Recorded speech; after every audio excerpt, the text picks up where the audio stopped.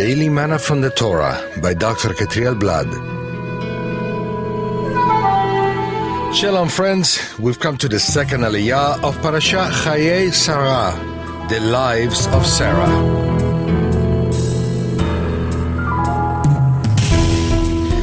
Today's aliyah is found in chapter 23 of Genesis verse 17 to chapter 24 verse 9.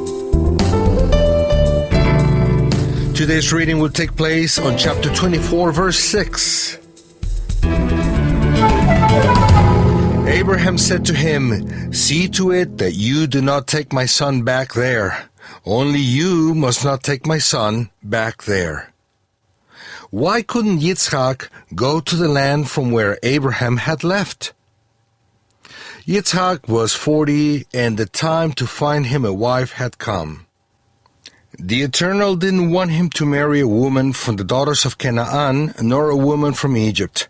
Abraham made his most trustworthy servant, Eliezer, swear by the sign of the circumcision covenant, and send him to find a wife for his son in the land where his relatives, the descendants of Shem, son of Noach, lived.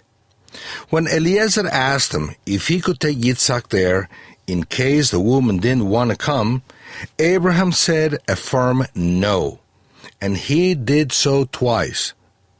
Why couldn't Yitzchak go to the place from where Abraham had come? On the one hand, we can see that Yitzchak couldn't leave the promised land. Further on, when he tries to go down to Egypt, the Eternal forbids him to do it and orders him to stay in the land. Chapter 26, verse 2. Yitzchak was the only one of the three patriarchs who wasn't allowed to go to a foreign land. His life was attached to the land of the promise, and he had remained there until the resurrection. On the other hand, we have to ask ourselves, why didn't Abraham want his son to go visit his cousins and the other relatives? What was wrong with that? The scriptures reveal that the family Abraham had left was an idolatrous family. Joshua 24:15.